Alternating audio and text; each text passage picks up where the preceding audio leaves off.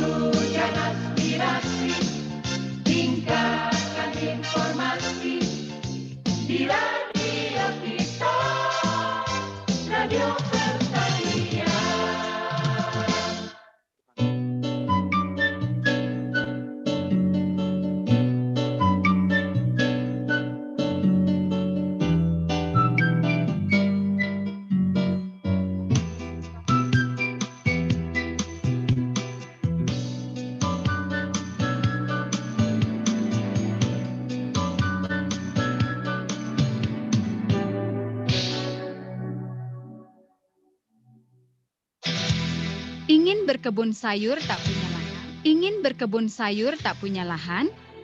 Banyak jalan menuju.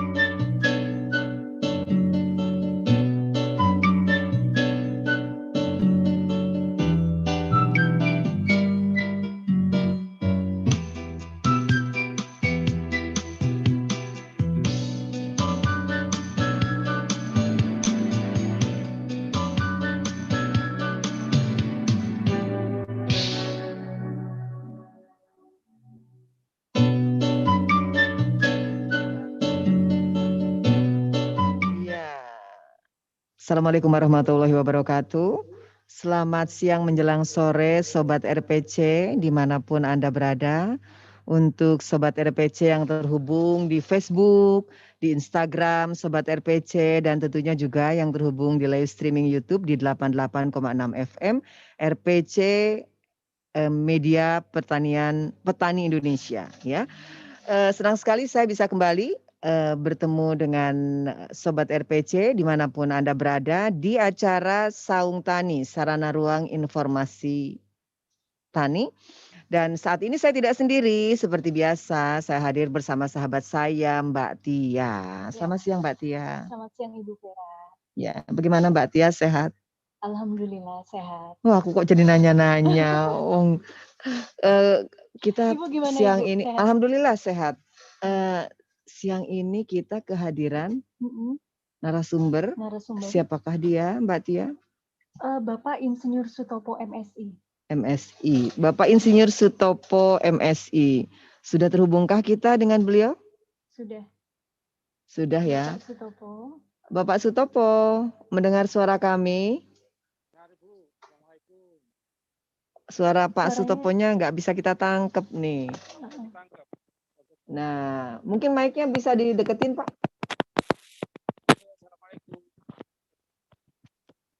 Assalamualaikum. Waalaikumsalam. Kecil sekali suaranya. Iya. Dari sananya mungkin ya. Bapak mendengar suara saya jelas tidak, Pak? Jelas sekali, Bu. Jelas sekali. Ya. Posisi Pak Sutopo di mana nih, Mbak Tia? Di Bali Jestro. Di mana tuh? Di Malang. Di Malang, di Jawa Timur. Malang ya, Pak, ya? Wow. Sementara kru dan tim teknisi RPC sedang mencoba untuk membangun jaringan agar lancar. Kita boleh juga nih menyampaikan untuk semua sobat RPC kita punya topik apa untuk hari ini dengan menghadirkan Pak Insinyur Sutopo MSI tadi sebagai narasumber. Ya, Sobat RPC, kali ini topik yang akan kita angkat adalah sukses menanam jeruk di pekarangan, Ibu. Biasanya kan jeruk kita taunya menanamnya di lahan yang luas. Ya, kecuali jeruk limo ada depan rumah saya. Oke ya, sukses menanam jeruk. Ini nanti perlu ditanyakan jeruk apa ya? Jeruk apa ya? Kita boleh juga mencoba. Iya. Nah, Pak kedengeran loh Pak suaranya. Cek. Clear Pak, jelas, Pak. keren Pak. Suara saya terdengar jelas tidak, Pak? Bentar Bu, cek. Udah volume. Suara Bapak sudah oke, Pak? Oke Bu, oke. Iya. Kalau nggak oke, lambaikan tangan ya, Pak. Saya lambaikan juga di sini. Lambai-lambaian ya jadinya. Oke, baik. Alhamdulillah ya. Mudah-mudahan jaringannya berpihak untuk kita bisa berkomunikasi dengan baik ya, Pak Sutopo. Oke Bu. Oke, baik. Selamat berjumpa, Pak Sutopo.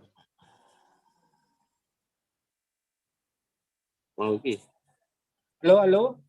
Oh, berarti masih belum clear nih ya. Masih belum tertampak suaranya nih ya.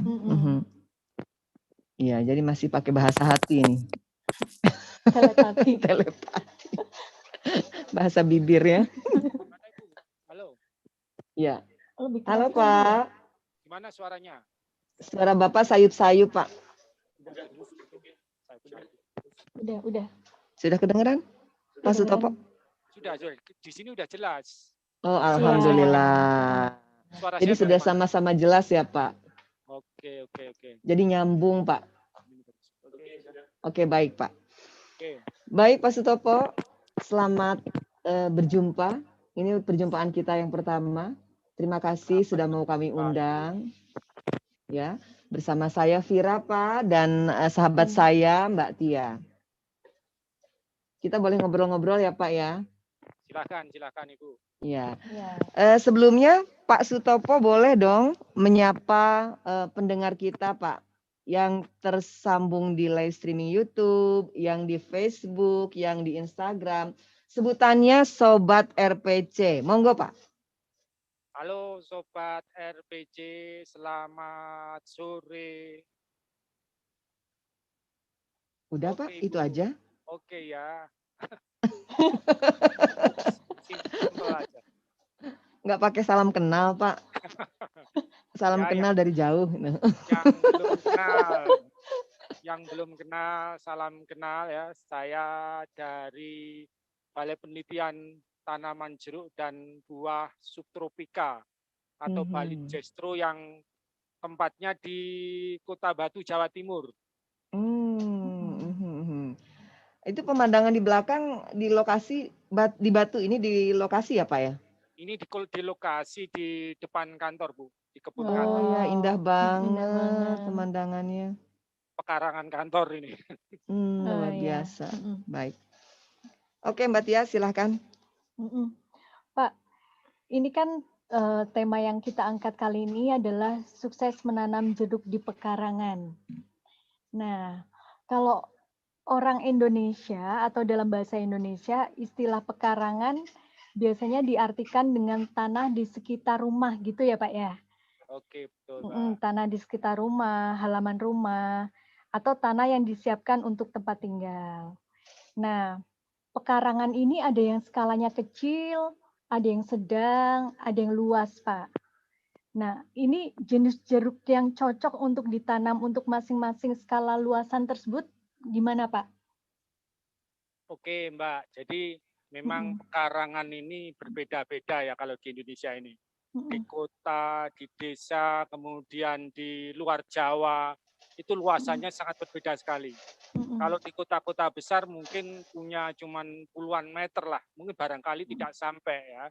Kalau di desa masih puluhan meter, tapi kalau pekarangan di luar Jawa, itu contohnya di Kalimantan Selatan, itu Kalimantan Tengah, ya di lokasi food estate itu namanya pekarangan, luasannya bisa 1/4 sampai 1/8 hektar gitu, rata-rata 1/8 lah, jadi luas.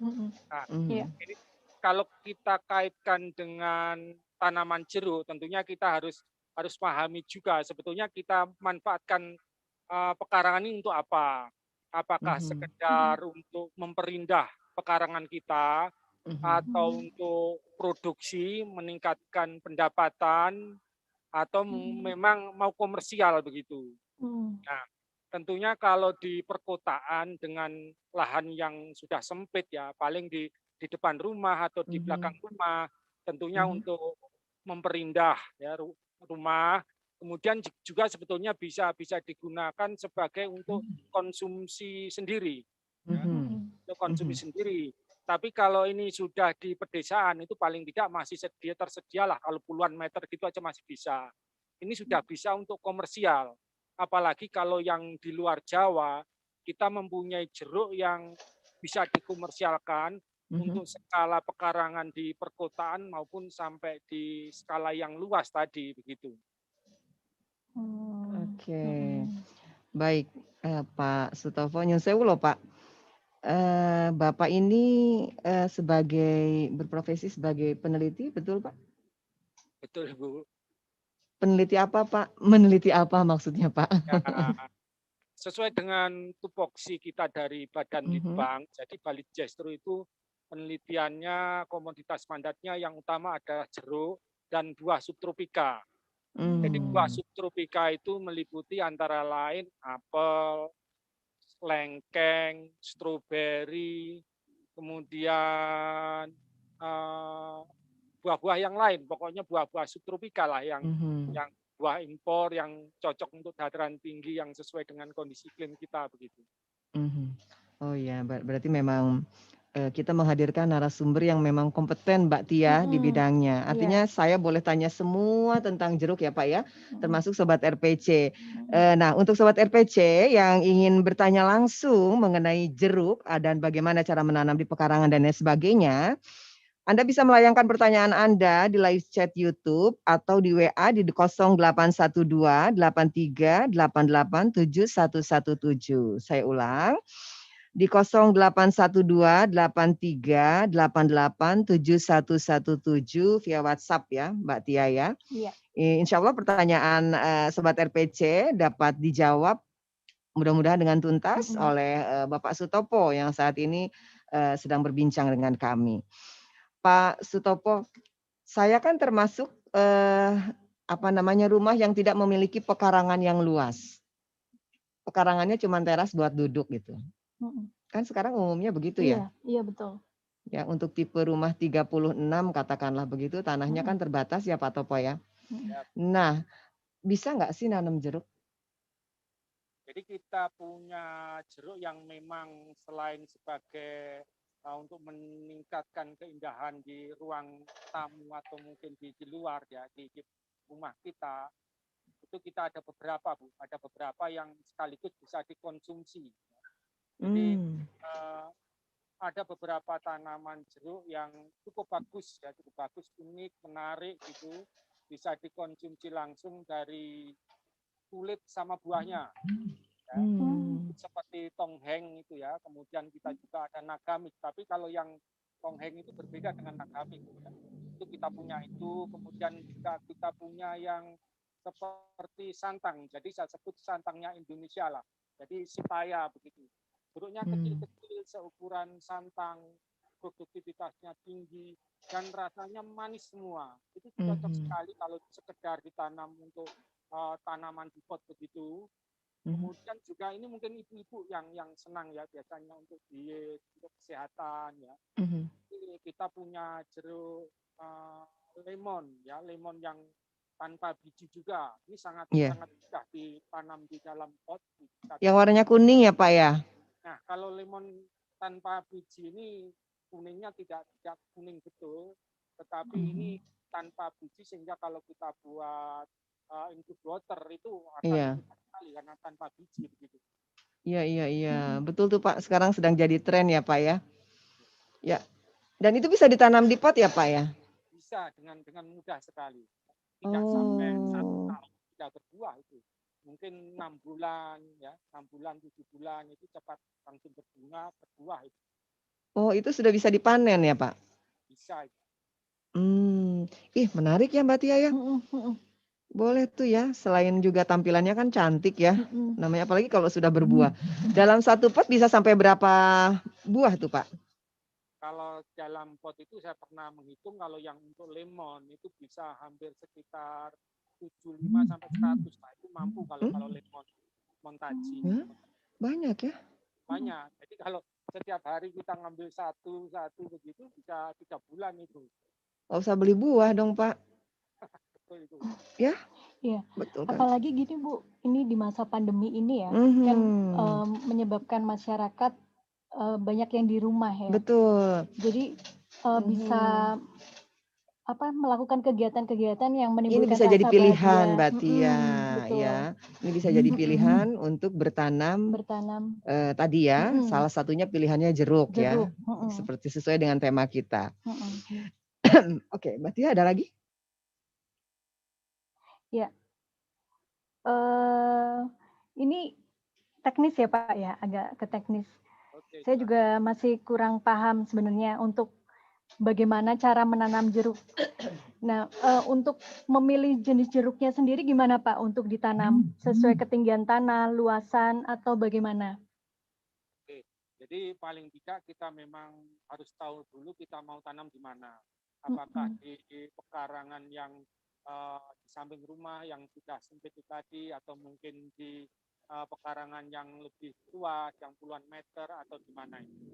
Tapi paling tidak kita harus tahu persis kebutuhan dari tanaman jeruk. Jadi tanaman jeruk itu yang pertama menghendaki yang sinar mataharinya penuh seharusnya. Itu yang pertama. Kemudian yang kedua itu media tumbuhnya. Jadi ini kadang-kadang kalau kita nanam di pot itu ya itu yang kurang diperhatikan. Kemudian juga ketinggian tempat. Jadi ada jeruk yang lebih bagus untuk di dataran rendah dan ada yang lebih bagus untuk di dataran tinggi. Itu masing-masing berbeda. Tapi kalau untuk jenis lemon itu mempunyai adaptasinya luas. Jadi bisa kita tanam mulai dataran rendah dan dataran tinggi. Itu tetap produktif itu. Oke. Nah, kalau Bapak boleh menyarankan, ketika saya ingin bertanam buah jeruk di dalam pot, jeruk apa Pak? Lemonkah atau apa? Di daerah mana? Oh gitu. Oh kalau saya tinggal di Ciawi loh Pak. Oh Ciawi ya, Ciawi itu dataran ketinggian berapa itu? Ciawi berarti. Bagaimana? 500 ketinggian tempatnya. 500 enggak ya? 500. Nyampe enggak ya kita? Lebih ya? Lebih kayaknya Pak. Kalau di ketinggian seperti itu bisa banyak pilihan begitu. Artinya kalau memang untuk kebutuhan konsumsi untuk kesehatan, ya lemon itu tadi paling produktif. Kemudian kalau untuk ingin yang konsumsi dalam bentuk buah segar, punya banyak pilihan. Bisa menanam jeruk siam di situ, kemudian ada jeruk terigas, ya keprok, itu bisa semua itu. Tergantung punya seleranya yang mana itu. Bahkan pamelo yang jeruk besar, ya itu juga bisa itu kalau di ketinggian segitu. Kalau di dataran rendah Pak, misalnya di daerah laut gitu. Daerah pesisir. Pesisir. Daerah pesisir jelas yang nomor satu kalau untuk tanaman pot ya, tanaman di sekitar rumah. Itu saya kira lemon bisa, pamelo juga bagus ya. Kemudian jeruk siam itu juga bagus. Bedanya kalau di dataran rendah itu memang warna jeruknya itu cenderung hijau. Tapi kalau di dataran tinggi kita bisa menghasilkan kulit jeruk yang warnanya itu lebih oranye begitu. Gitu. Ini pertanyaan saya saja Pak. Ketika pohon jeruk ditanam di pot, pohon jeruk dengan jenis yang sama ya Pak, ditanam di dalam pot dan ditanam di lahan kebun biasa, ada perbedaan tidak Pak? Jelas banyak perbedaan. Karena kalau tanam di pot itu kan medianya terbatas. Artinya tanaman pun bisa mendapatkan makanan yang terbatas dan cepat habis itu kalau di pot itu. Apalagi kan kebiasaan kita, ibu-ibu terutama, kalau memelihara tanaman di pot itu berlebihan sebetulnya. Tiap hari siram itu bisa mengakibatkan pencucian dari nutrisi tadi. Oh gitu. Sehingga memang harus memahami itu, artinya harus lebih sering dipupuk. Kemudian pengairannya tidak boleh berlebihan. Kalau berlebihan justru nanti tidak mau berbunga begitu. Nah, gampang tidak lagi. di lapang ini pemupukannya bisa lebih jarang begitu. Karena kan perakarannya bisa kemana-mana sehingga kemungkinan untuk mengambil makanan dari tanah itu bisa lebih banyak. Gitu. Oh, jadi memang sangat berpengaruh ya Pak ya. Artinya ketika tanaman jeruk di dalam pot itu diberikan nutrisi dan makanan serta pupuknya juga penyiramannya cukup dalam arti ideal, akan sama dengan yang ditanam di lahan kebun, begitu Pak? Nah, nanti ini kaitannya dengan ukuran pohon sebetulnya. Sama-sama ditanam di lapang dan di pot, tentunya kan ukuran pohonnya berbeda. Kalau ukuran pohonnya berbeda, kemampuannya mendukung buah juga berbeda tentunya. Oh gitu. Tapi dari segi rasa sama ya Pak? Sama, justru kalau di pot itu rasanya bisa lebih bagus karena pengelolaan nutrisinya bisa lebih terkendali begitu. Oh iya betul. Itu yang saya ini ya, kalau memang bisa kenapa kita nggak coba tanam juga ya di pekarangan rumah ya, walaupun hanya di dalam pot begitu ya. Dan itu kalau digunakan untuk bisnis begitu Bu ya, jadi kan tabulan pot itu cukup mahal untuk jeruk. Satu pot itu kan tergantung selera ya, bisa sudah berdua, bisa 500.000 ke atas ya. Dan nggak perlu lahan yang cukup luas sebetulnya. Jadi kita punya lahan misalkan 5 kali 10 itu bisa 50 pot pun masuk. Artinya itu secara ekonomi sebetulnya cukup menjanjikan begitu. Pekaranganku muat kali ya. Aduh, aku jadi tertarik Pak. Nah terus Pak, ini wah Mbak Tia skripnya. Coba tanya lagi. Aku jadi langsung melebar nih kayaknya nih. Pak Topo, boleh saya panggil Pak Topo ya Pak? Boleh. Ya. Bicara mengenai bibitnya Pak, kalau Bapak boleh sarankan, itu di mana kita bisa dapatkan itu? Oke. Pak, nuwun sewu Pak. Mic-nya agak didekatkan. Oh iya, mic-nya didekatkan Pak. Ya. Jadi khusus berkaitan dengan bibit jeruk itu berbeda dengan bibit tanaman buah-buah yang lain. Kenapa berbedanya? Karena tanaman jeruk itu ada penyakit sistemik yang itu memang harus diwaspadai. Yang kalau dulu orang mengenal CVPD itu Bu ya, itu penyakit itu sampai sekarang memang belum ada obatnya.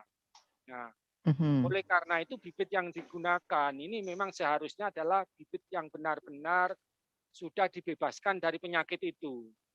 Dan Bali Jestro punya teknologinya dan itu sudah dilakukan itu. Nah, kita melalui kerjasama dengan koperasi ya, kita sudah menghasilkan atau mendistribusikan bibit-bibit jeruk yang bebas penyakit. Sebetulnya bukan hanya koperasinya Bali Jestro, di dinas-dinas pertanian yang lain maupun penangkar-penangkar itu yang sudah menerapkan SOP perbenihan itu sudah bisa menghasilkan bibit jeruk bebas penyakit. Dan untuk teman-teman yang petani atau mungkin hobiis atau mungkin ibu-ibu, apa sih sebetulnya ciri khas dari bibit bebas penyakit? Itu mudah, itu harus berlabel. Ya, harus berlabel bebas penyakit. Labelnya itu otomatis nanti satu tanaman itu sudah ada labelnya satu ya. Itu label itu nanti yang mengeluarkan dari BPSB begitu. Di mana Pak kita bisa memperoleh benih atau bibit? Nah ini bisa menghubungi KPRI Citrus Bali Jestro. Harganya murah, harganya sebetulnya murah ya. Cuman jauh lebih mahal ongkosnya lah. Sangat murah sekali dengan teknologinya sebetulnya enggak seimbang lah, murah sekali. Jadi bisa menghubungi KPRI Citrus Bali Jestro. Itu alamatnya ada di Facebooknya Bali Jestro ada, kemudian ada di webnya Bali Jestro juga ada itu. Oke, di situ bisa membeli benih maupun bibit ya Pak ya? Bisa Bu, kita baik itu nanti dalam jumlah yang banyak mungkin untuk pengembangan maupun untuk kebutuhan teman-teman yang ingin menanam di pekarangan begitu. Oke, ini penting Mbak Tia, karena pasti nanti banyak sobat RPC yang bertanya di mana bisa memperoleh bibit dengan kualitas yang baik ya. Ternyata tadi sobat RPC di KPRI Citrus Bali Jetstro. Anda bisa buka di sana ada Facebook dan ya tadi ada Facebooknya ya untuk mencari alamat lengkapnya. Itu bisa dikirim katanya tadi Pak Sutopo bilang seperti itu. Oke, Pak Sutopo, bagaimana cuaca di Batu saat ini? Nah, ini tadi kan sebetulnya mau di lapang, tapi tadi sempat hujan, Bu. Jadi ini gitu agak ya, Pak, ya? mendung. Ya. Dan Mendung kalau ya, Pak. terdengar suara mesin ini, kebetulan teman-teman sedang membersihkan kebun ini. Oh Mohon maaf. gitu. Itu saya lihat tuh Pak, ada yang sedang apa tuh? Siram-siram. Oh, potong-potong ya, sedang potong-potong. Potong rumput tuh. Jadi Potong kita tidak rumput. menggunakan herbisida, jadi kita menggunakan yang lebih ramah lingkungan lah. Oh ya, indah banget loh Pak. Indah sekali terlihat dari sini. Ya, Silakan Mbak kami Tia. tunggu. Bagaimana Pak? Silakan datang ke sini, kami tunggu. Mau Pak, ditunggu undangannya. Bapak juga boleh datang ke sini Pak. Ya. Iya. Baik, Pak Topo boleh nggak kita break sebentar? Silakan. Kita dengarkan dulu insert berikut ini. Setelah itu kita akan kembali melanjutkan perbincangan di Saung Tani ini. Sobat RPC, dimanapun Anda tergabung di acara Saung Tani, kita insert sesaat ya. Setelah itu kita akan kembali. Jangan kemana-mana.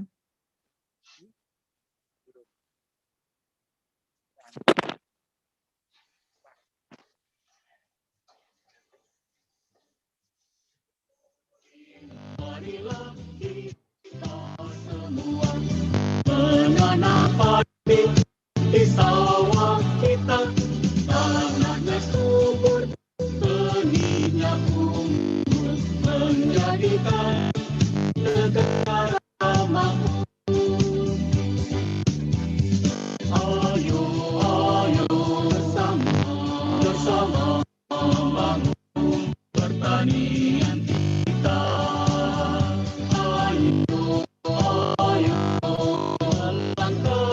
Langkah Indonesia semakin jaya.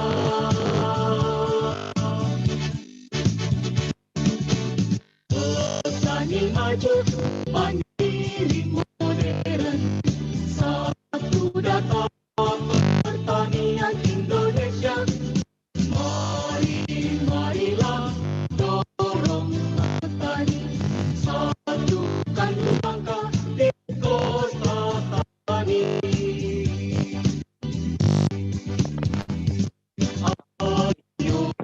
Ayo bersama bangun pertanian kita.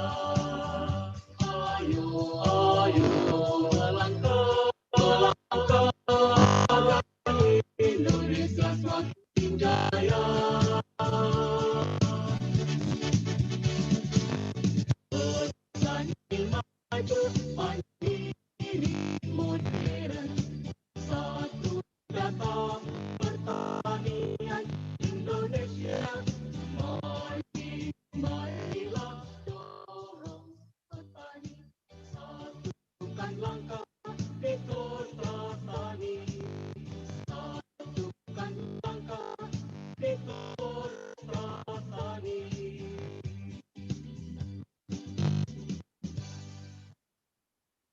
Kembali bersama saya Vira Adia dan Tia di Saung Tani, sarana ruang informasi tani. Ya, dengan tema hari ini adalah sukses menanam jeruk di pekarangan. Menghadirkan Bapak Insinyur Sutopo MSI dari Bali Jetstro Malang ya, Batu Malang. Sebagai peneliti untuk kita gali informasi lebih dalam mengenai jeruk tentunya ya, dan bagaimana cara menanam di pekarangan. Nah, kembali sebelum kita terhubung dengan Pak Sutopo, untuk Sobat RPC dimanapun Anda berada, yang ingin bertanya bisa melayangkan pertanyaannya via live chat di YouTube, dan tentunya juga bisa berkirim pertanyaannya ke WA di 0812 8 3887117. Tentunya terima kasih untuk Anda yang sudah bergabung bersama kami, baik yang di Facebook Sobat RPC, yang di Instagram Sobat RPC, dan tentunya yang di live streaming YouTube 88,6 FM RPC Media Petani Indonesia. Oke Mbak Tia, kita langsung ngobrol lagi dengan Bapak Sutopo. Masih terdengar suara kami Pak Sutopo? Jelas, Bu. Oh, alhamdulillah. Pak pegel kayaknya Pak ya, harus megang mic. Kalau pakai mic soalnya jelas Pak suaranya. Tadi saya agak sayup-sayup dengarnya. Oke. Iya, baik. Oke Mbak Tia, lanjut Mbak. Iya, Pak masih jeruk ya. Iya, ini kan tentang jeruk. Jenis tanaman jeruk apa sih yang paling sering berbuah Pak? Maksudnya dalam setahun bisa banyak berbuah gitu. Ya. Jadi jeruk yang paling rajin berbuah memang sebetulnya lemon. Lemon dan jeruk nipis, karena umurnya itu kalau jeruk nipis itu ya, umur sampai berbunga sampai panen itu cuma sekitar 3 bulan sudah bisa panen. Nah, jadi cepat sekali, akhirnya hampir setiap saat berbunga. Lemon juga demikian, meskipun umur buahnya itu lebih lama, tetapi setiap keluar tunas baru biasanya diikuti bunga gitu. Nah, jadi sebetulnya kalau untuk kesehatan ya itulah untuk di pot. Kemudian juga kalau jeruk untuk konsumsi buah, yang paling rajin berbuah itu jeruk terigas. Terigas ini jeruk yang terigas siam termasuk rajin, tapi terigas itu biasanya lebih rajin. Ini jeruk terigas ini jeruk paling enak ini, jeruk keprok rasanya yang paling enak, antara manis dan asamnya itu seimbang gitu. Dan itu jeruk keprok mahal. ya Pak ya? Iya, keprok, terigas. Terigas, oke. Jadi Mbak Tia kalau mau nanam itu ya? Saya sampai kepengen. Tadi Bapak Pak Sutopo jelasin saya sampai kepengen. Sampai air liur ini ya rasa-rasa. Iya, Pak ini ada ini loh. Ada petani dari Kabupaten Batang, Jawa Tengah ingin menyapa Bapak. Namanya Bapak Panggih Rizky Prastiko. Dia berkirim salam untuk Bapak. Begitu katanya Pak. Salam kembali untuk teman-teman di Batang, Mas Panggih dan teman-teman semua. Jadi untuk petani jeruk di Batang. Terima kasih. Mudah-mudahan mengikuti ini begitu. Betul, betul Pak. Tentunya mereka sangat menunggu obrolan kita karena untuk berbagi informasi ya Pak ya. Oke. Oh ya, berikutnya Pak, usia produktif dari pohon jeruk itu? Nah, ini pohon jeruk itu sebetulnya tanaman yang bisa puluhan tahun. Ya. Bisa puluhan tahun. Jadi asalkan memang perawatannya bagus, ya. Kemudian nutrisinya cukup, medianya sering diganti. Begitu kalau di pot. Kalau di pot itu harus 2 tahun sekali itu dilakukan repotting, ya. Jadi media yang di dalam itu tadi kita kurangi, kita ganti dengan media baru. Itu kuncinya. Karena mungkin media yang terlalu lama di dalam itu tadi sudah mengalami pemiskinan begitu. Dan itu bagi tanaman jeruk nggak apa-apa. Jadi jangan takut misalkan di pot kemudian kita bongkar, oh nanti tanamannya mati. Nggak ada masalah. Jadi termasuk tanaman yang kuat, ya, kuat untuk mengalami tekanan-tekanan seperti itu sebetulnya. Oke, gitu ya Pak ya. Mungkin kalau tidak diganti, tadi di apa Pak? Repotting ya Pak? Repot, ya. Mungkin unsur-unsur haranya sudah mulai berkurang ya Pak ya? Betul. Ya. Atau mungkin tanahnya kan sudah padat begitu. Ini ya, akarnya nggak bisa berkembang jadinya. Betul Pak. Tapi jenis tanah apa saja bisa ya Pak? Bisa. Jadi kalau untuk di tanaman di dalam pot itu justru medianya harus kita campur, kita usahakan yang pertama itu syaratnya harus porus sebetulnya. Porus itu artinya air itu mudah tuntas begitu. Jadi jangan sampai terjadi genangan. Jeruk nggak mau genangan. Gitu. Oh seperti itu.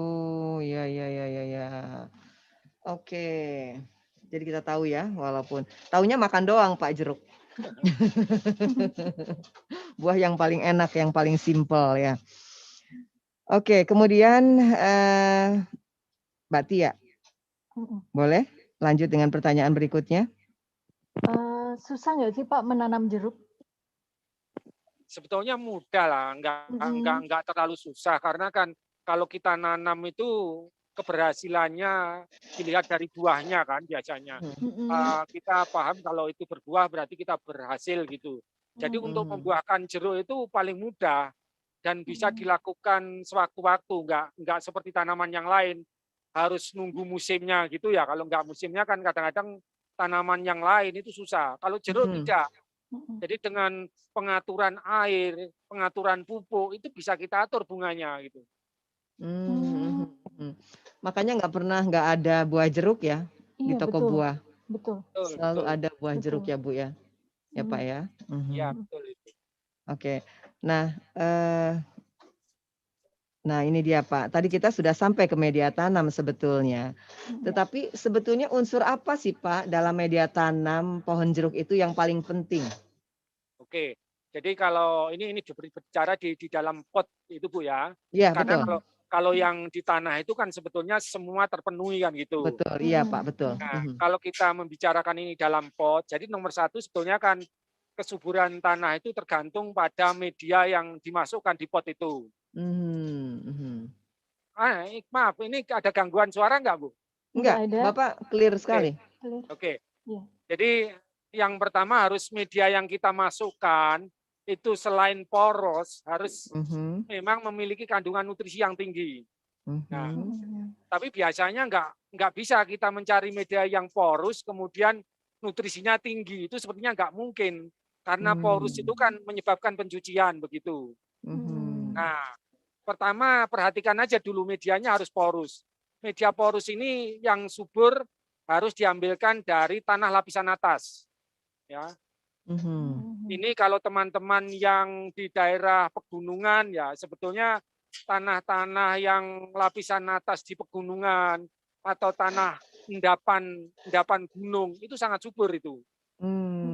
Kalau nggak ada di sana ya tanah di pekarangan kita, tapi ambil lapisan atas, kira-kira kedalaman sampai 20 cm aja.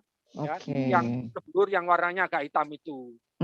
Itu 2 bagian Bu, diambil 2 bagian. Kemudian nanti dicampur dengan sekam. Ya. Sekamnya tidak harus sekam arang sekam ya.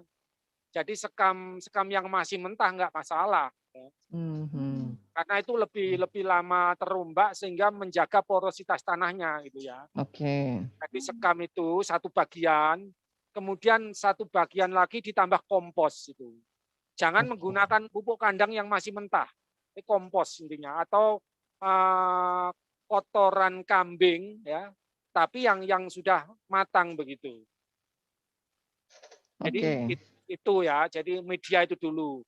Kemudian bagaimana kita menjaga supaya kebutuhan makanannya terpenuhi karena ini kan medianya cuma sedikit.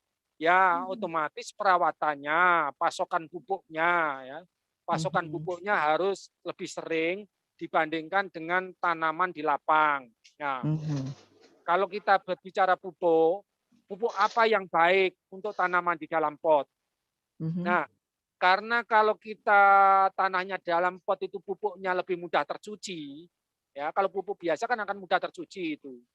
Kalau ada pupuk yang lambat pelarutannya, ya istilahnya slow release lah, pupuk yang lambat kelarutannya, itu akan lebih baik menggunakan pupuk itu. Nah, tetapi karena kelarutan yang lambat tadi kadang-kadang juga menjadi hambatan. Ini harus dikombinasikan dengan pupuk cair, Bu.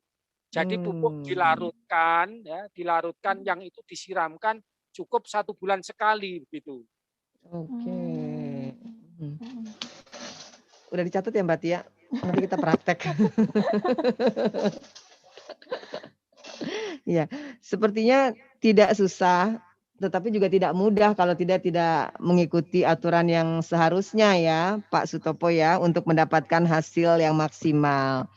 Nah, tadi Bapak bilang bahwa pohon jeruk itu tidak suka genangan ya, Pak ya. Betul. Nah, ini bagaimana teknik penyiraman yang baik? Nah, inilah biasanya kan ibu-ibu itu tiap hari ya pasti disirami begitu karena begitu sayangnya kan biasanya gitu. Iya Pak. Iya betul.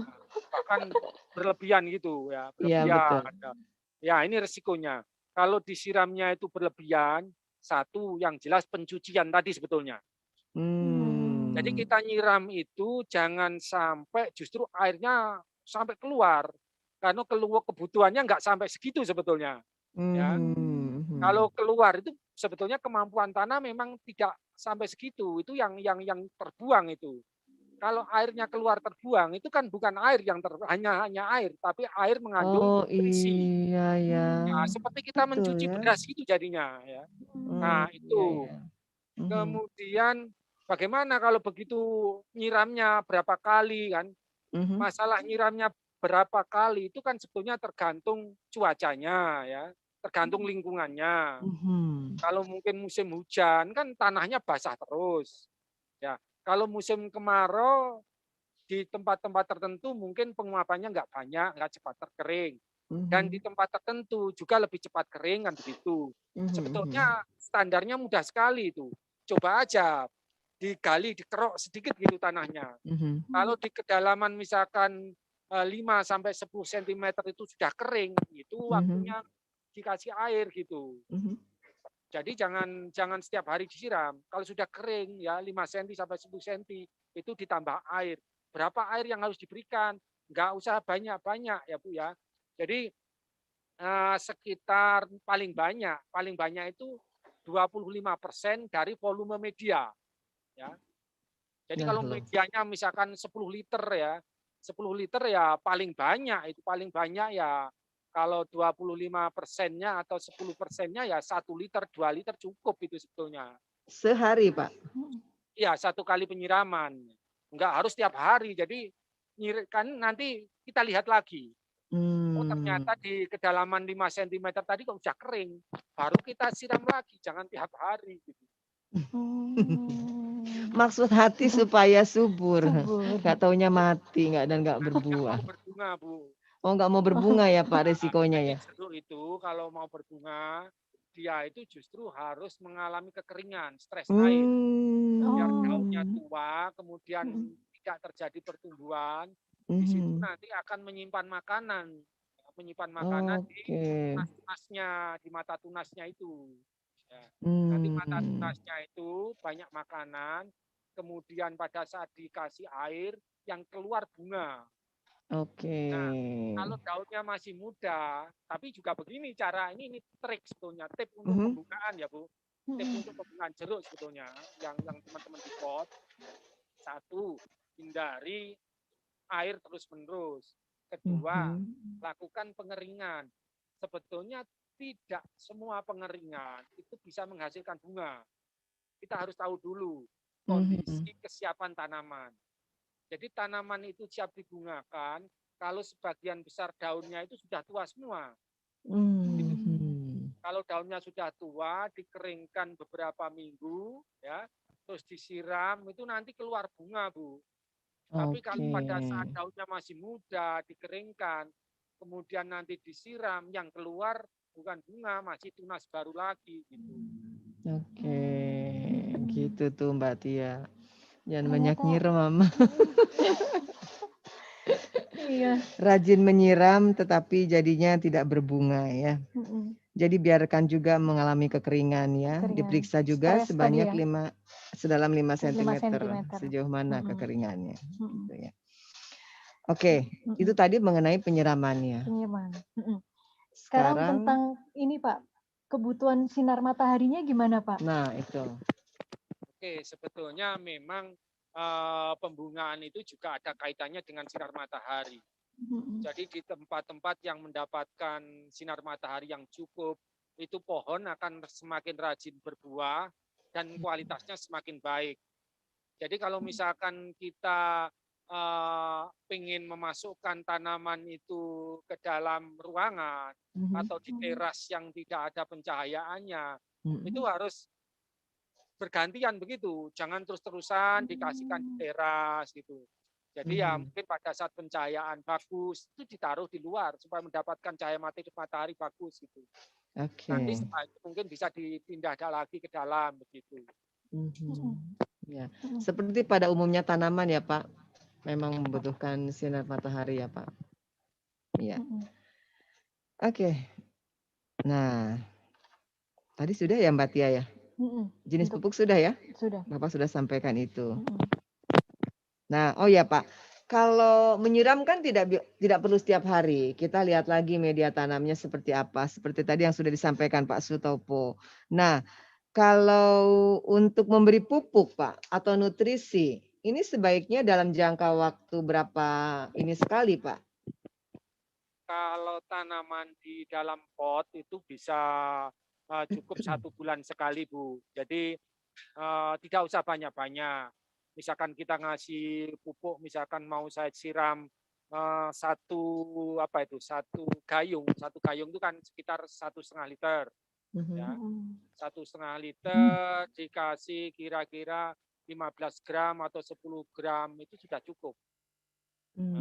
Itu disiramkan itu aja pupuk NPK itu 1 bulan sekali itu sudah cukup.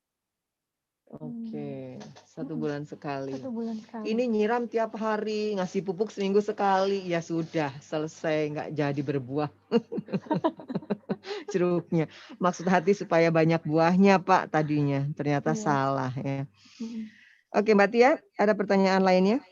Kemudian tadi kan Bapak bilang kalau tanaman jeruk itu seperti tahan banting gitu ya Pak ya? Ya betul. Betul. Sebenarnya apa ya? Ada treatment khusus lain nggak sih Pak untuk menangani jeruk ini? Treatment khusus, misalnya mana? Apa gitu? Maksudnya supaya tidak diganggu organisme. Supaya tidak diganggu. OPT Pak, supaya tidak diganggu OPT Pak.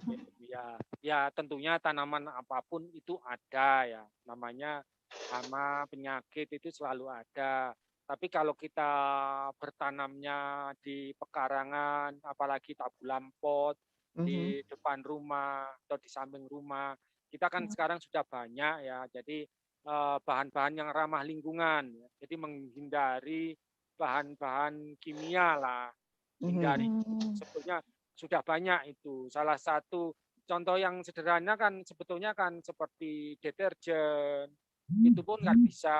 Kemudian bawang, sirih, kemudian kapur, ya itu kan kemudian ini yang sering dipakai ibu-ibu itu biasanya apa itu yang digunakan untuk membuat kue, soda ya. Soda kue, itu juga iya, soda kue itu bagus ya, bagus ramah lingkungan, bisa juga untuk mengendalikan serangan jamur ya, penyakit yang disebabkan oleh jamur itu bisa dimanfaatkan hal-hal seperti itu. Nah, kalau kita menggunakan bahan-bahan seperti itu ya memang harus lebih sabar, lebih intensif gitu. Nah, enggak seperti dengan bahan kimia yang memang lebih istilahnya lebih manjur lah sekaligus. Tapi kalau kita menggunakan bahan yang ramah lingkungan harus sabar begitu. Oke. Ini masih terkait dengan OPT ya Pak ya, organisme pengganggu tanaman. Ini ada satu pertanyaan Pak. Pertanyaannya dari Bapak Citmat Hamdani. Ya. Beliau menanyakan Pak, katanya masa lalu tuh pernah ada fenomena serangan penyakit CVPD. Ya Pak ya. Nah, ini bagaimana cara mendeteksi penyakit CVPD pada tanaman jeruk dan bagaimana cara pengendaliannya? Monggo Pak. Oke. Jadi Bapak siapa ini tadi Bu? Bapak Citmat Hamdani Pak. Oke, Bapak Hamdani. Jadi Bapak ini paham betul tentang jeruk barangkali ya, karena masih ingat masa lalu tentang jeruk kita. Jadi memang CVPD itu pernah menghancurkan sentra jeruk kita, Bu, sekitar tahun 1970-an lah sekian gitu. Jadi menghancurkan sentra jeruk kita, dan penyakit ini dulu dilakukan pengobatan dengan berbagai cara. Salah satunya kan dengan diinfus ya, infus antibiotik itu, dan itu ternyata tidak menyelesaikan karena ternyata CVPD itu penyebabnya bukan bakteri bukan virus ya, jadi bakteri ya. Oke. Jadi organisme semacam bakteri, kalau secara internasionalnya itu HLB, Huang Lungbing begitu. Nah, sampai saat ini bukan hanya di negara kita, masalah CBPD ini di dunia perjerukan itu memang belum ada obatnya. Nah, sehingga ini merupakan penyakit yang memang betul-betul harus diwaspadai, di mana kita mengembangkan jeruk. Nah, kemudian bagaimana yang bisa kita lakukan untuk mencegahnya, itu yang lebih penting, pencegahan. Karena ketika itu sudah diserang, maka satu-satunya jalan harus dibongkar atau eradikasi, ya, dibongkar, dimusnahkan gitu. Nah, pencegahannya kita punya konsep yang namanya PTKJS. Ya. PTKJS itu singkatan dari pengelolaan terpadu kebun jeruk sehat. Jadi strateginya melalui penerapan ya PTKJS atau pengelolaan terpadu kebun jeruk sehat. Itu apa saja? Jadi ada 5 komponen. Komponen yang pertama yaitu jelas gunakan bibit bebas penyakit, itu kuncinya. Nah, karena penyakit ini bisa juga terbawa oleh bibit. Bisa juga terbawa oleh bibit. Jadi kalau bibitnya sudah tertular karena tidak ada obatnya, ya otomatis nggak bisa kita mempertahankan tanaman ini. Ya, jadi pertama gunakan bibit bebas penyakit. Makanya ini penting. Jangan asal kita menanam bibit. Yang kedua ya penyakit ini kan ditularkan oleh serangga, Bu. Serangganya seperti kutu loncat, ya kecil seperti kutu loncat. Ini penularnya. Jadi yang kedua kita harus selalu waspada dengan serangga ini. Ya. Sebetulnya serangga ini kalau kita semprot insektisida apapun biasanya mudah mati. Ya. Tapi kita harus waspada dengan serangga ini. Kuncinya serangga ini itu sukanya menyerang pada saat pertunasan. Jadi saat pertunasan harus disemprot. Itu.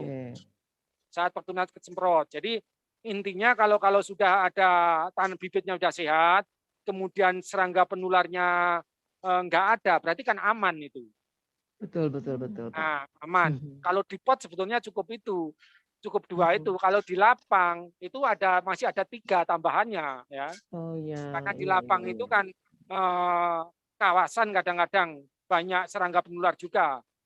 Kalau di lapang itu begitu ada tanaman yang terserang itu harus dimusnahkan. Karena kalau tidak dimusnahkan ini menjadi sumber untuk tanaman yang lain, untuk pohon-pohon yang lain gitu. Karena bisa ditularkan oleh serangga tadi. Ya, betul, Pak. Nah, itu yang ketiga. Yang keempat, ya sebetulnya kita harus menjaga imunitas dari tanaman. Ya, ini kan penyebabnya bakteri. Menjaga imunitas tanamannya gimana? Dengan pemupukan yang cukup berimbang. Jadi kebutuhan tanaman harus dipenuhi semua. Ya. Nah, itu. Jadi perawatannya harus optimal. Yang kelima, ini tidak bisa ya kita kerja sendiri-sendiri. Harus berkelompok di kawasan itu. Jadi kalau satunya nyemprot, satunya tidak nyemprot, itu kan sama saja ini karena serangga ini kan mudah terbawa oleh angin karena kecil gitu loh. Jadi kelima-limanya itu harus diterapkan secara terpadu kalau di lapang. Tapi kalau di pekarangan rumah mungkin ya paling tidak 2 tadi.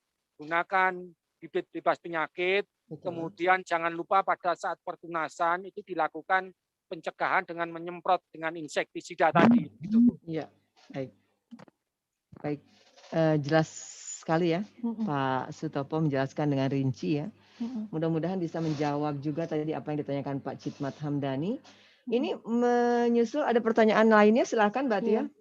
Ada pertanyaan lain Pak dari Ibu Wiwi Yuniarti. Pak, apabila intensitas curah hujan tinggi seperti Bogor, bagaimana treatment yang bisa dilakukan sebagai pengganti trik pengeringan yang Bapak jelaskan tadi terkait pemangkasan, kapan waktu tepatnya? Terima kasih. Ada 2 pertanyaan nih Pak. Ya. Oke, terima kasih Bu Wiwi. Bu Wiwi atau Mbak Wiwi atau Neng atau apa ini?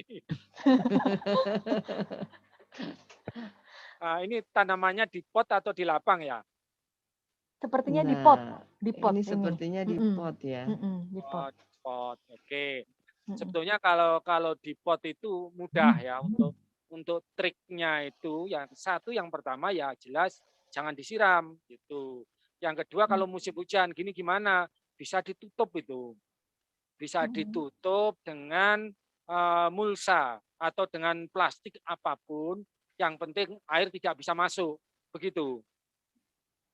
Nah, itu nanti akan terjadi pengeringan dengan sendirinya karena intinya kan kita mencegah air supaya tidak masuk di perakarannya, itu aja sebetulnya nggak ada masalah. Terus kaitannya dengan pemangkasan, kalau tanaman di pot ini memang maunya kita seperti apa? Apakah pohonnya itu kita mau buat seberapa? Ya, setinggi berapa? Ya. Misalkan kalau kita ingin tingginya 1 meter atau tingginya 70 cm atau 50 meter, ini memang kuncinya ada di pemangkasan. Nah, kemudian kapan waktu pemangkasan yang paling baik? Itu tergantung tujuannya. Kalau kita kaitkan dengan pembungaan, itu sebaiknya kalau kita ingin memangkas, itu dipangkas pada saat kondisi daun sudah tua semua, kemudian kita keringkan, ya, kita keringkan tadi, ranting-ranting yang kering atau yang tidak kita butuhkan, cabang-cabang yang kita tidak butuhkan, itu yang kita pangkas. Ya, jadi pada saat itu. Tapi misalkan kalau kita memangkas itu tujuannya justru ingin membentuk supaya struktur percabangannya baik, pohonnya supaya cepat subur, lebat, gitu kelihatan rimbun, gitu nggak masalah itu. Jadi pada saat musim hujan, pada saat air cukup, itu kalau kita pangkas, nanti malah akan cepat terbentuk tunas-tunas baru yang itu akan membentuk struktur percabangan yang lebih bagus begitu. Nah, kalau di lapang gimana, Pak? Oke, kalau di lapang ini kembali ke tujuannya tadi. Kalau kita di lapang itu kita kaitkan dengan pembungaan, waktu pemangkasan yang paling bagus adalah pada saat akhir kemarau. Kenapa akhir kemarau? Karena tanaman sudah cukup makanan yang bisa disimpan untuk pertunasan untuk menghasilkan bunga. Tapi kalau kita lakukan pada saat kondisi airnya cukup banyak, ya, daun-daun masih aktif pertumbuhan, kalau kita pangkas, nanti justru akan merangsang pertumbuhan vegetatif, muncul tunas-tunas banyak cabang baru.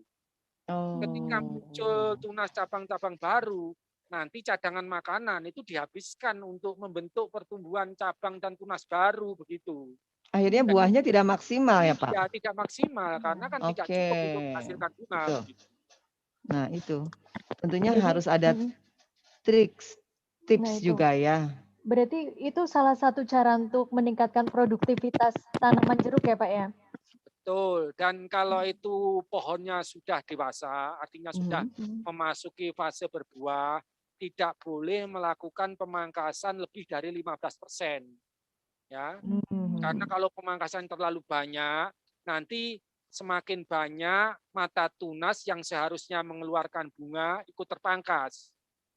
Kan gitu. Kan biasanya kita nggak tahu apakah mata tunas ini nanti menghasilkan bunga atau tidak. Ini mungkin bagi teman-teman yang tidak lama di jeruk itu tidak tahu, tapi kalau yang lama di jeruk mungkin bisa tahu itu. Itu. Yang kedua, kalau pemangkasan berlebihan, terlalu banyak, nanti kan banyak cadangan makanan itu yang digunakan untuk penyembuhan. Nah, kalau makanannya nanti tidak cukup, tanamannya menjadi merana gitu loh. Kasihan tanamannya. Oke. Kalau tanamannya merana tidak bisa berbuah ya, Pak ya? Ya, kalau berbuah pun nanti buahnya rontok, Bu. Oh, gitu. Nyambung ya. Seperti manusia ya, Bu? Seperti manusia ya, Pak ya? Sama sebetulnya. Sama sebetulnya. Tuh Mbak Tia, sama. Oke, Mbak Wiwi, mudah-mudahan terpuaskan ya dengan jawaban dari Bapak Sutopo terkait dengan intensitas curah hujan tadi yang disampaikan, ya, dan treatment untuk pengganti trik pengeringan tadi ya. Apabila masih ada yang ingin ditanyakan, kami masih terus membuka line telepon di WA di 0812 8388 7117. Pertanyaan boleh Anda layangkan untuk Sobat RPC yang ada di Facebook, di Instagram, dan juga yang terhubung di live streaming YouTube. Ada Bapak Insinyur Sutopo, MSI, yang akan menjawab semua pertanyaan Sobat RPC terkait jeruk. Ya, Mbak Tia. Mas Wari, boleh dong kita insert sebentar? Oke, baik Pak Sutopo. Mbak Tia, Pak Ustadz, sepertinya banyak ada pertanyaan yang lewat Facebook juga ini tadi masih banyak ya barangkali. Saya tidak tahu masuk atau tidak di situ. Oke, nanti coba kita sampaikan ya Pak ya, kita akan buka. Tapi kita boleh break sebentar ya Pak? Silakan Bu. Oke, baik. Sobat RPC jangan kemana-mana, kami akan kembali selepas insert berikut ini.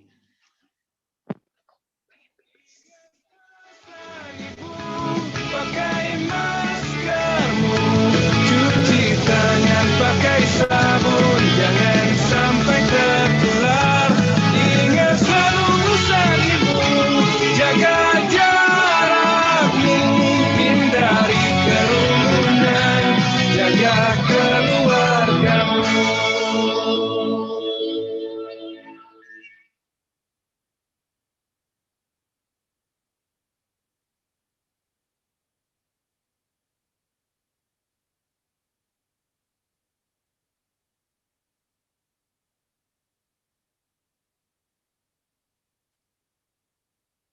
Pemenang kontes keluarga sehat tahun ini adalah keluarga.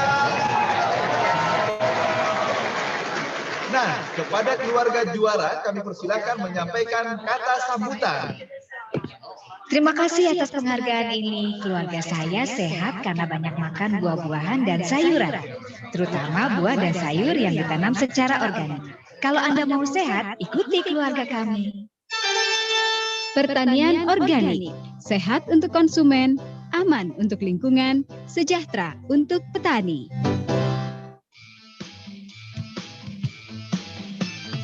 Wajib iman, wajib aman, wajib imun. Berbanyak doa, jangan lupakan ibadahmu. Wajib pakai masker, wajib jaga jarak, hindari kerumunan, wajib cuci tangan. Imun, imun, imun. Yuk olahraga, istirahat yang cukup. Yuk gembira, hati senang. Yuk tidak panik, tentu makan bernutrisi.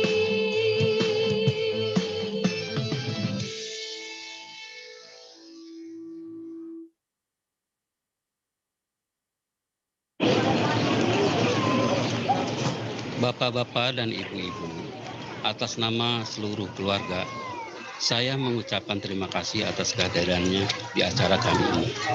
Silakan menikmati hidangan. Silakan Bapak Ibu. Hidangannya berbeda sekali dari biasanya, Pak. Oh iya. Ada singkong, ubi, talas, ada juga sukun. Ya, silakan cicip. Ini ganyong. Wah, sudah lama juga saya tidak ketemu makanan-makanan seperti ini. Itu semua tanaman lokal Indonesia. Dalam rangka ikut mensukseskan percepatan diversifikasi pangan, kami sengaja tidak mengirimkan nasi. Kan ada perpresnya, yaitu perpres yang isinya tentang kebijakan percepatan penganekaragaman konsumsi pangan berbasis sumber daya lokal.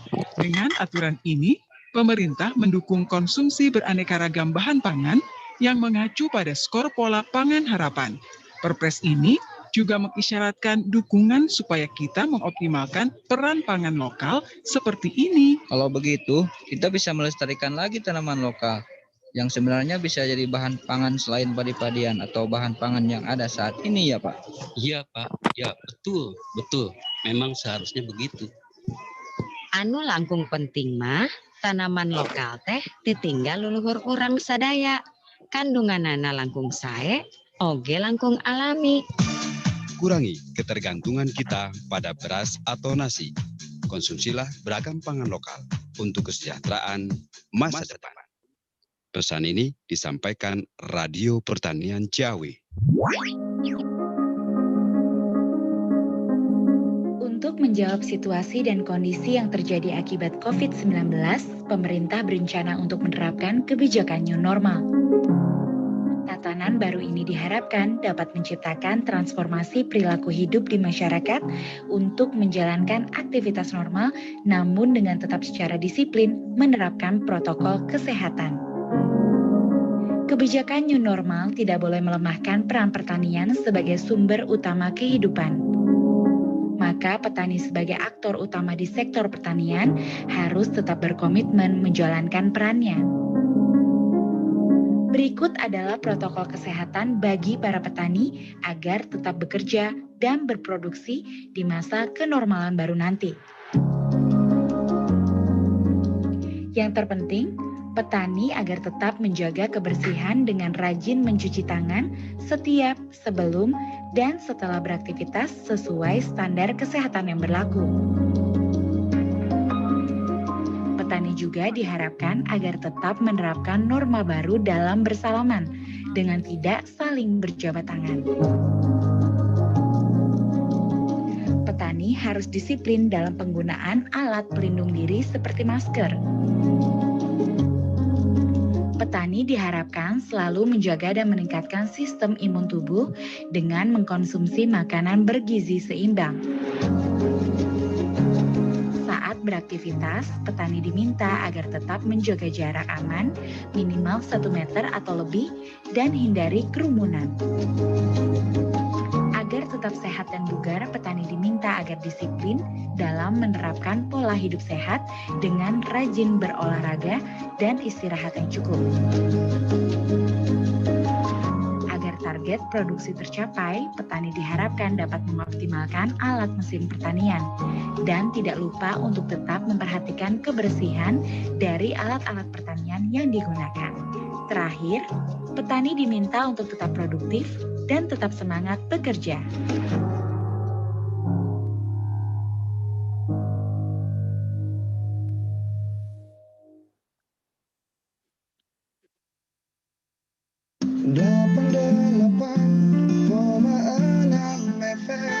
Radio Pertanian Ciawi.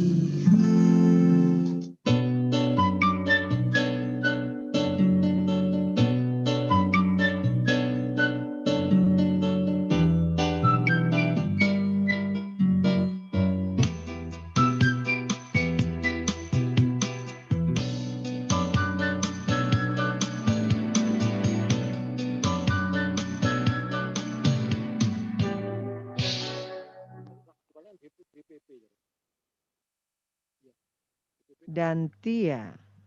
Ya, masih bersama saya Fira Adia dan Tia di Saung Tani, Sarana Ruang Informasi Tani bersama narasumber kita Bapak Insinyur Sutopo MSI dengan tema kita kali ini adalah sukses menanam jeruk di pekarangan. Tadi sudah ada banyak pertanyaan yang disampaikan Sobat RPC dan sudah dijawab dengan tuntas oleh narasumber kita. Mudah-mudahan terpuaskan. Dan Pak Sutopo, ya Pak Sutopo, ini ya tadi pertanyaan-pertanyaan itu dilayangkan dari YouTube ya Pak ya. Ternyata betul seperti yang Pak Sutopo bilang bahwa banyak yang menyimak obrolan kita nih dari Facebook. Ada Mas Rizky Aditya Junior dan Dedi Setiawan. Ya. Mereka menyimak siaran kita di Facebook. Salam katanya, Pak. Ya, selamat sore Mas Rizky dan Mas Dedi. Betul, ya. Oke, Mbak Tia. Monggo. Masih terkait OPT ini, Pak. Kalau OPT yang sekarang sering dijumpai apa Pak? Yang sering ditemui? Oke, sebetulnya kan kalau petani di lapang ya Mbak, petani di lapang. Ini kalau kaitannya dengan produksi biasanya sekarang itu lalat buah. Tapi kalau yang UPT yang lain itu sebetulnya wajar, pasti selalu ada lah. Tergantung pada kondisi pertumbuhan tanaman dan musim biasanya. Jadi seiring itu akan selalu ada sama dengan tanaman yang lain, sebetulnya sama aja, selalu ada begitu. Oke. Pak, pertanyaan saya sih yang sering, entah ini teknis atau apa ya, tetapi saya pikir ini sering saya lihat pada saat saya membeli buah jeruk, entah di pasar tradisional ataupun mungkin di supermarket katakanlah begitu. Tetapi memang lebih seringnya kalau di pasar tradisional, Pak, itu di kulit jeruk tuh suka ada yang hitam-hitam, Pak. Kalau dicuci itu nggak hilang gitu loh. Itu apa sih, Pak? Bu, butuh kulitnya atau butuh dalamnya? Ayo, Ibu. Kan tampilan juga menentukan. Betul, Bu. Tapi kan gini, Bu, sebetulnya ya inilah kadang-kadang kita yang barangkali ada yang sudah paham, ada yang belum gitu. Tapi itu sebetulnya ketika tanaman penggunaan pestisida kimianya kurang, itu justru memang penampilan kulitnya itu jelek. Tapi itu sebenarnya aman untuk kesehatan gitu loh. Makanya itu pelindungan ke dalamnya kan gitu. Nah, masalah penyebab warnanya yang kusam, ya, yang hitam itu tadi banyak macamnya, ya. Banyak macamnya ketika di lapang itu bisa hama dan penyakit itu banyak. Jadi bukan hanya satu penyebab, tapi bisa beberapa penyebab begitu. Oke. Terus ini pertanyaan masih dari saya nih, Pak. Bapak kan sudah lama nih bergaul dengan jeruk, ya. Dengan jeruk ya bergaulnya. Itu kalau jeruk kita tidak simpan di lemari pendingin, Pak. Kita simpan di meja makan, di mangkok buah. Tidak dikupas. Itu sebetulnya bertahan berapa lama sih, Pak? Ini saya tanyakan karena kita kan sekarang banyak buah impor nih, Pak ya. Kulitnya memukau tuh, Pak, buah-buah impor, jeruk-jeruk impor. Begitu dibuka dalamnya tuh rasanya tuh sudah tidak senikmat jeruk yang saya beli di mamang-mamang pikulan gitu loh. Tidak sesegar itu. Nah, itu gimana, Pak? Katanya Ibu tadi suka penampilan. Ya, penampilan perlu juga, Pak. Kalau buat dihias-hias, Pak. Kan masa item-item. Gimana tuh, Pak? Ini, Bu. Jadi sebetulnya yang mempengaruhi daya simpan itu banyak hal. Ya. Yang pertama memang selain jenis atau varietasnya, itu perawatan di kebun tadi. Perawatan di kebun itu juga mempengaruhi. Jadi makanan yang diberikan apa itu bisa berpengaruh terhadap daya simpan ya. Kemudian yang kedua itu cara panen. Cara panen itu pengaruhnya besar juga. Jadi kalau panennya asal bisa menimbulkan kelukaan fisik. Nah, bedanya kan ini. Kalau orang kita kan panennya asal ditarik begitu aja. Nah, kalau jeruk-jeruk impor biasanya kan ada yang dipotong, ya kan Bu ya. Kalau panennya itu ditarik, akhirnya terjadi pelukaan. Kalau terjadi pelukaan di kulit, itu bisa meningkatkan respirasinya. Kalau respirasinya meningkat, nanti akan lebih cepat busuk. Infeksi jamurnya juga lebih cepat, begitu. Oh gitu. Nah, sebetulnya kalau kita ingin buahnya itu lebih tahan disimpan, ya cara panennya harus kita perbaiki, kita potong supaya tidak terjadi pelukaan. Dan selama proses setelah panen sampai ke konsumen kita tuh kadang-kadang kan panen buahnya asal aja begitu, ditaruh di mobil dan lain sebagainya. Tapi sekarang udah ada perbaikan lah. Sekarang banyak perbaikan, biasanya udah dimasukkan peti. Itu sangat pengaruhnya besar terhadap daya simpan.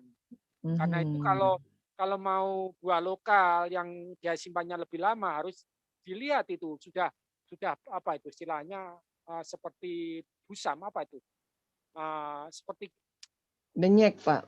Ya betul itu. Kalau pengen ya jangan yang seperti itu begitu. Yang masih segar dan sehat.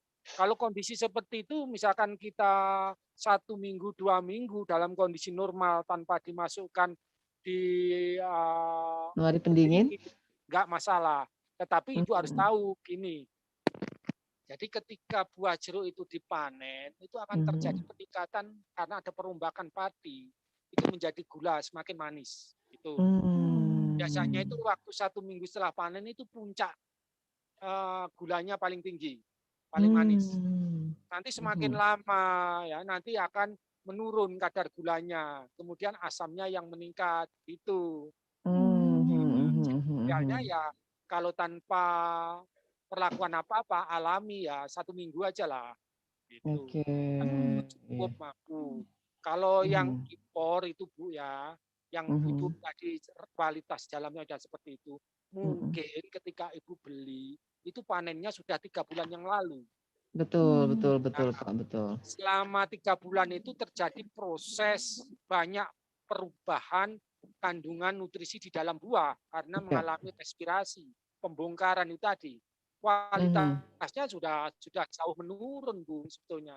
Makanya kalau kita ingin nutrisinya ya belilah buah dalam negeri. Sekaligus kita akan membantu petani kita. Kalau petani kita produksinya tidak kita beli, siapa yang mau beli? Siapa yang mau membantu mereka? Kan begitu. Betul Pak, setuju sekali ya. Jadi kalau ini Sobat RPC yang kebetulan ibu-ibu nih, tanggal muda nih Pak. Biasanya kan bikin list belanja nih Pak ke supermarket. Jangan dilirik buah impor ya Pak ya. Banyak buah produk petani kita ya Pak ya. Ya betul. Ya utamakan produk petani, produk buah dari petani pribumi ya, petani kita. Betul ya Pak ya. Pak boleh nggak Pak satu lagi saya nanya Pak? Maruk ya Pak. Sebelum sampai ke pertanyaan di live chat Pak. Pertanyaan saya, kalau kita beli manggis Pak, ingin tahu isinya ada berapa, kita bisa balik manggisnya dihitung. Biasanya pasti mendekati benar gitu ya. Kalau kita beli mangga, pengen tahu mangganya manis atau enggak, dicium tuh Pak bagian itunya. Nah kalau beli jeruk Pak, saya sering ketipu Pak. Pasti itu banyak ketipu. Karena itu kan sukanya maaf ya. Pertama jangan milih yang besar. Tuh. Oh gitu. Kalau beli buah kan sukanya begitu ada yang besar kan menonjol kan lebih menarik begitu. Ambil aja yang paling besar kan gitu. Oh gitu. Buah-buah yang ukuran lebih besar itu pasti di situ kandungan nutrisinya lebih rendah karena mengalami pengenceran Bu. Oke. Ya, jadi ambil yang ukuran normal-normal saja ya, yang sedang-sedang aja itu nomor 1. Yang kedua perhatikan kulitnya, pori-porinya. Kalau pori-porinya semakin kasar, pori-porinya semakin besar, tekstur kulitnya semakin kasar, itu nanti dalamnya semakin jelek biasanya. Jadi ambil yang ukuran sedang, kemudian yang halus pori-porinya. Tuh. Kemudian ditimang-timang Bu, ditimang-timang. Oh ini ringan tidak sih, gitu kan? Ringan tidak, gitu. Kalau itu ringan, ini pasti kandungan sari buahnya rendah. Nah, kandungan sari buah rendah itu ada kecenderungan 1, buahnya ukurannya lebih besar, kemudian tekstur kulitnya lebih kasar dan ringan. Itu cenderung kandungan airnya pasti rendah, Ibu. Itu jangan dipilih maksudnya, kalau yang seperti itu. Jangan dipilih. Oke, berarti ada 3 tadi ya, ukurannya yang normal-normal saja, pori-porinya halus, dan ditimbang-timbang dulu ya Pak ya. Harus berasa agak-agak berat gitu ya Pak ya.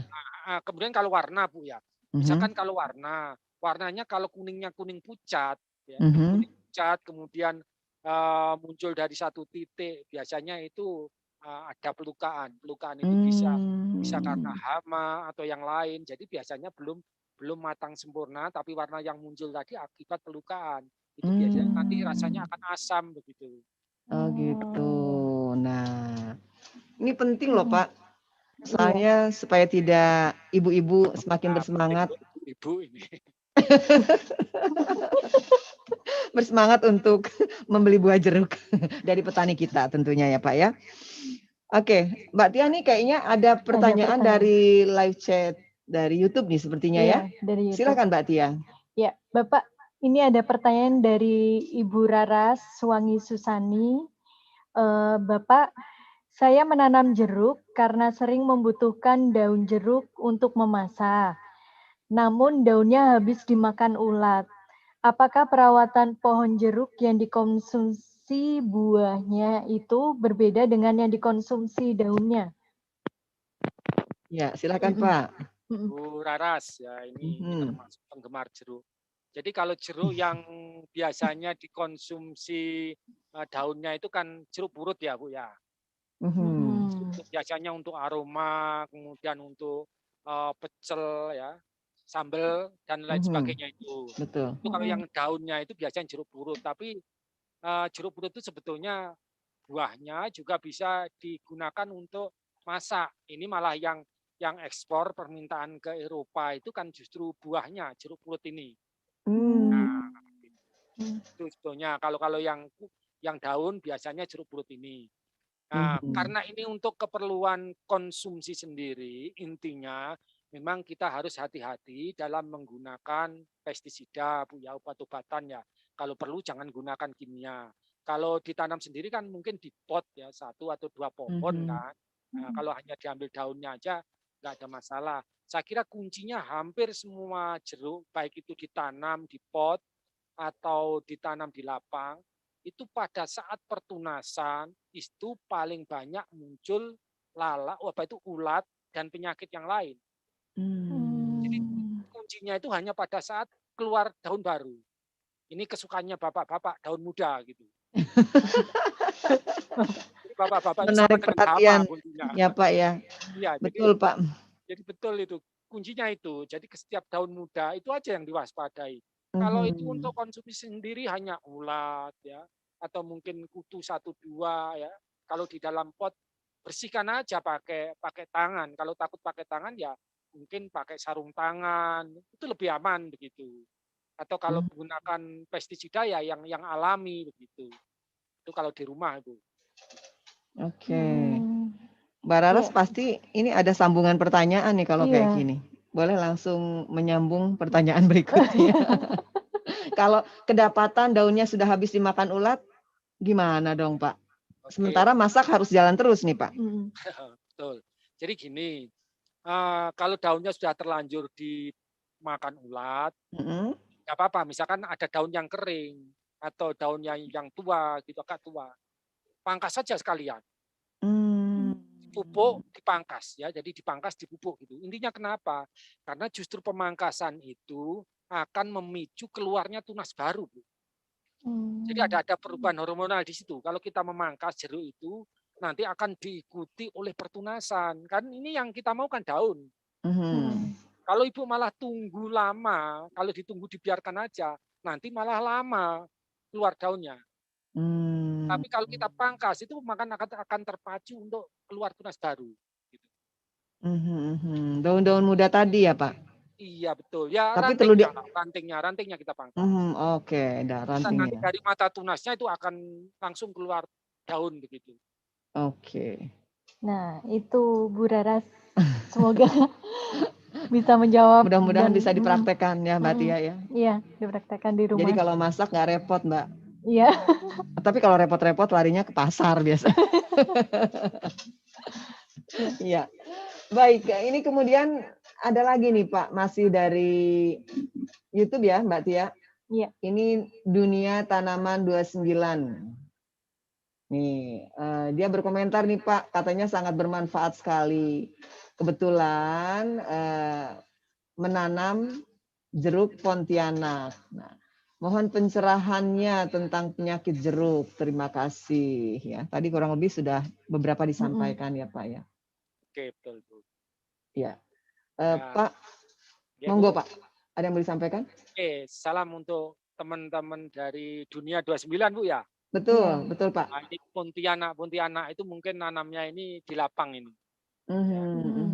Pontianak terkenal sebagai salah satu sentra produksi jeruk siam. Siam Pontianak ya. Jadi salam untuk teman-teman yang ada di Pontianak, petani jeruknya.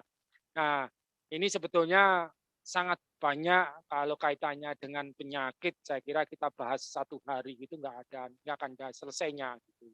Tapi betul, intinya ya, Pak, ya, bahwa sebetulnya semua penyakit untuk tanaman jeruk memang ada obatnya ya. Yang jadi masalah tadi ketika CBPD itu tadi aja. Dan strateginya bagaimana kita terhindar dari CBPD tadi. Yang pertama ya gunakan bibit yang memang bebas penyakit itu. Gunakan bibit bebas penyakit, kemudian untuk pengendalian penyakit yang lain ikuti SOP-nya. Sudah ada SOP untuk pengendalian dan pengelolaan jeruk itu sebetulnya ada. Kalau ingin mungkin nanti penyakit secara khusus atau hama khusus atau pengelolaan yang lain secara khusus, nanti mungkin kita bisa diskusi lebih lanjut begitu, karena nggak akan cukup itu. Betul.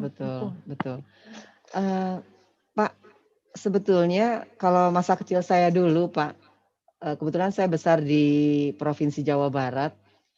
Saya tuh sering banget dapat kiriman dari paman saya tuh jeruk Garut, Pak. Nah, berarti kan banyak varietas. Tadi ada jeruk Siam Pontianak ya Pak, ada jeruk Garut. Apa kabarnya Pak? Kok kayaknya tidak terdengar ya Pak? Halo ya Bu, terdengar dengan jelas. Ya, maksud saya apa kabarnya jeruk-jeruk itu Pak? Oke, jadi gini Bu, sebetulnya di Bali Jestro itu seluruh varietas jeruk yang ada di Indonesia itu sudah diduplikasikan, sudah diamankan di Bali Jestro. Termasuk jeruk Garut.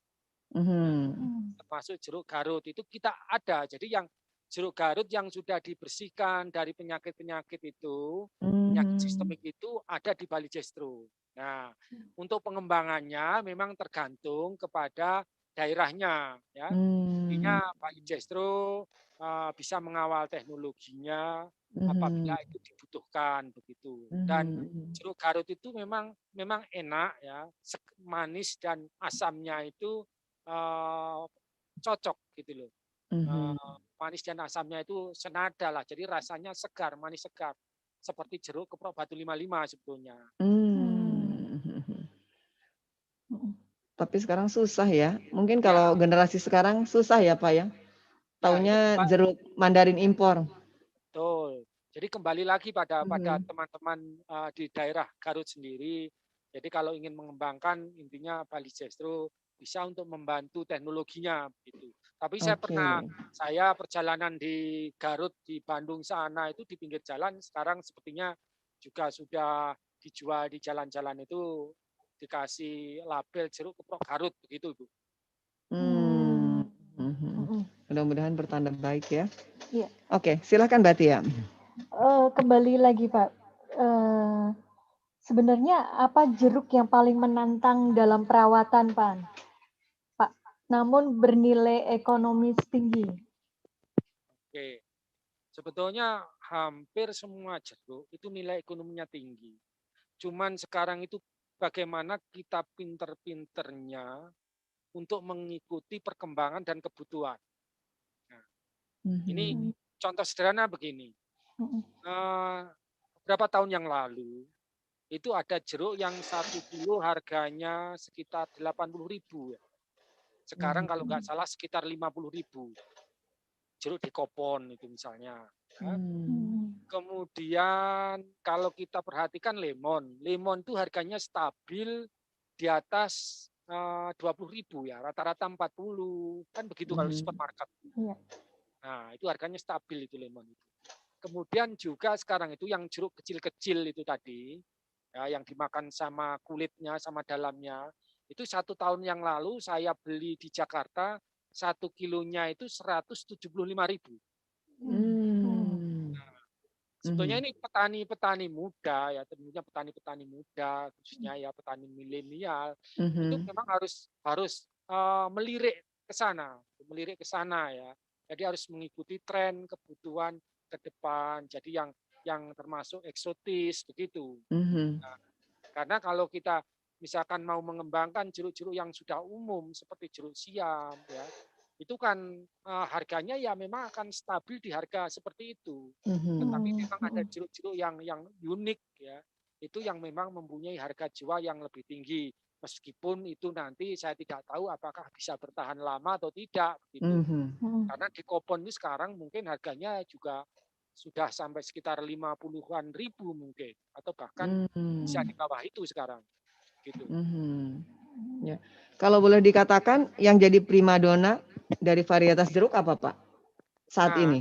Saat ini untuk ditanam di lapang atau untuk di Di lapang dulu deh Pak. Di lapang. Kalau di lapang itu sekarang yang sedang teman-teman sedang minatnya besar itu di jeruk keprok RGL. Ini kelihatannya petani begitu antusias untuk menanam jeruk ini karena ini produktivitasnya cukup tinggi, begitu mungkin lebih tinggi dari yang lain, rajin berbuah. Cuman kadang-kadang karena tergiur hanya produktivitasnya, tidak memperhatikan kesesuaian lingkungannya, itu yang mungkin suatu saat nanti juga akan timbul masalah baru begitu. Oh gitu. Kalau yang di pot Pak? Kalau di yang pot jadi primadona? hampir semua jeruk itu bisa, tergantung kesukaan aja. Kalau di pot biasanya kalau teman-teman yang di perkotaan itu kan melihat dari eksotisnya, ya. Kalau eksotisnya ya jeruk-jeruk yang unik, yang kecil ya, seperti satang. Kalau kita punya sitaya itu tadi, kemudian jeruk nagami gitu, jeruk yang kecil warnanya oranye, yang menarik begitu ya. Betul. Karena ternyata bisa jadi ada punya nilai estetika juga ya ketika dia muncul buahnya ya Pak ya. Betul. Di dalam pot disimpan di pojok teras atau di pojok halaman ya. Manis sekali. Baik, ada lagi Mbak Tia, monggo. Ini ada pesan lagi dari Bu Raras Pak. Matur nuwun Pak, sangat informatif. Salam sehat dan sukses selalu. Terima kasih Bu Rara ya. Semoga keluarga dan Bu Rara selalu sehat ya. Jangan lupa mengkonsumsi jeruk supaya imunitasnya lebih bagus begitu. Betul sekali Pak. Apalagi di era pandemi saat ini ya Pak ya. Ya. Buah-buahan banyak dicari khususnya jeruk karena memiliki kandungan vitamin C yang tinggi. Jangan-jangan Pak Sutopo makan jeruk mulu nih ya. Nah, insya Allah tiap pagi. Aduh luar biasa ya. Lemon tea ya. Jadi water infus itu seperti menjadi kebutuhan sekarang. Main yuk ke Bali Jestro. Silakan. Pulang bawa jeruk. Iya. Oke, ada lagi Mbak Tia, monggo. Yang paling menguntungkan untuk ditanam di pekarangan apa Pak? Oke, yang paling menguntungkan. Paling menguntungkan ya sebetulnya kalau mau bisnis ya. Nah, ini Pak. Tabulan pot itu paling menguntungkan karena ini kan hobi ya. Biasanya konsumennya itu hobiis. Yang namanya hobiis itu ketika tertarik harga berapapun nggak ada masalah. Jadi harganya bisa sampai 1 juta kan. Ya paling nggak kalau kita jual tabulan pot jeruk yang buahnya bagus gitu, kalau kita 1 pot itu 500.000 gitu bukan hal yang sulit gitu loh ya. Apalagi ketika nanti musim tahun baru Imlek. Ya. Oh betul. Itu jeruk-jeruk yang kecil-kecil dibuat tabulan pot kecil-kecil itu harganya kan bisa ratusan bahkan bisa betul. Dan itu tidak perlu lahan yang luas, tidak perlu lahan yang luas gitu loh. Jadi itu sebetulnya kalau dikembangkan sebagai usaha bisnis ya itu sangat cocok terutama di kota-kota tentunya karena kan pemasarannya lebih mudah gitu kalau di kota. Betul. Bisa jadi side income ya Pak ya. Betul Ibu. Iya. Oke, Mbak Tia. Perawatannya sama ya Pak ya untuk yang tabulan pot. Perawatannya sama, cuman kan kalau di tabulan pot itu harus lebih intensif, artinya lebih sering ya. Misalkan tadi ya kalau di lapang kan dibiarkan aja ya, asalkan artinya tidak mungkin 3 bulan sekali, 2 bulan sekali gitu kalau di lapang. Kalau di pot kita harus rajin ngontrol. Rajin ngontrol bisa harian, bisa mingguan ya, paling lama kan mingguan. Bagaimana apakah tanahnya kering atau sudah perlu dipupuk atau mungkin ada serangan penyakit ya paling tidak mingguan lah 1 minggu sekali itu sebetulnya sudah cukup itu. Iya, saya tertarik Pak. Nanti kalau tertarik bisa teleponan ya Pak. Nanti bisnis dengan saya ya. Amin ya. Amin. Iya Pak Sutopo di menit-menit terakhir nih. Kalau bicara mengenai jeruk kan tadi Pak Topo bilang dalam waktu 1 hari tidak akan cukup waktu mengupas tentang jeruk. Baik teknis penanamannya, kemudian juga membicarakan OPT-nya dan lain sebagainya. Saya di menit-menit terakhir ini saya ingin bertanya kepada Pak Sutopo, ada teknologi terbaru apa sih Pak terkait dengan jeruk yang sedang dikembangkan oleh Bali Jestro? Oke Bu, kita yang jelas varietas baru selalu punya inovasi ya. Kita kembangkan terus varietas baru, kemudian didukung oleh teknologi produksinya. Kita sekarang punya teknologi yang bisa menghasilkan buah sepanjang tahun, ya, bujang seta. Kemudian kita punya inovasi yang tadinya itu 1 hektar, ya, kita bisa menghasilkan cuman 20 ton. Dengan teknologi Sitara itu tanamannya bisa kita lipat gandakan, bisa 2-3 kali populasinya. Artinya kalau di pekarangan, kalau misalkan kita kondisi normal bisa tanam 10, kalau dengan Sitara kita bisa menanam sebanyak 20-30 pohon. Jadi produktivitasnya semakin meningkat. Ini dalam sikapi penyempitan lahan kita yang semakin sempit. Makanya kalau di perkotaan, di pekarangan itu paling cocok teknologi Sitara dikombinasikan dengan teknologi bujang seta, begitu Ibu. Oh, Sitara dan bujang seta. Iya, betul. Ini kalau peneliti di Litbang ngasih namanya unik-unik ya Pak. Sitara dan bujang itu seta. sistem tanam rapat. Nah, kan? Kalau bujang seta itu buah berjenjang sepanjang tahun. Kirain bujang lapuk Pak, bujang seta. Oke, ini juga mendukung program urban farming ya Pak ya? Bisa dijadikan pilihan ya Pak ya? Baik. Ya. Oke, kemudian Pak ada benih atau bibit ya Pak? Ada benih yang sedang dikembangkan yang terbaru? Jeruk khusus. Kalau benih, jadi kita kan yang pelayanan itu adalah bagian dari penangkar, dan penangkar di sini ada koperasi. Jadi benih yang sudah kita hasilkan, yang sudah punya pohon induknya, itu biasanya akan kita perbanyak, dan yang memperbanyak itu penangkar. Itu penangkar itu bukan hanya koperasi kita, penangkar benih yang resmi siapapun bisa melalui Bali Jestro. Jadi permintaan ke Bali Jestro untuk pengadaan benih sumbernya, ya, bisa memesan benih sumbernya ke Bali Jestro. Misalkan ingin varietas baru, oke silakan menghubungi Bali Jestro atau berkirim surat untuk memesan varietas-varietas baru. Nah itu bisa dilakukan seperti itu. Atau yang ingin bibitnya langsung untuk siap ditanam, bisa pesan langsung melalui koperasi KPRI Citrus.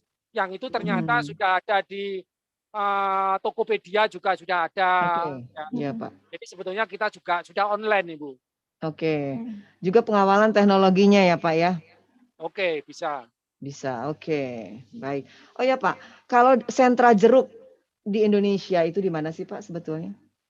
Sebetulnya kita punya penyebaran yang mulai dari luar Jawa, dari barat sampai ke timur ya, Bu ya. Cuman ya paling besar saat ini Sumatera, ya. Sumatera itu paling besar. Kemudian yang kedua itu Jawa Timur. Kemudian Kalimantan Barat. Itu yang sekali paling besar. Tetapi sebetulnya di Sulawesi juga ada.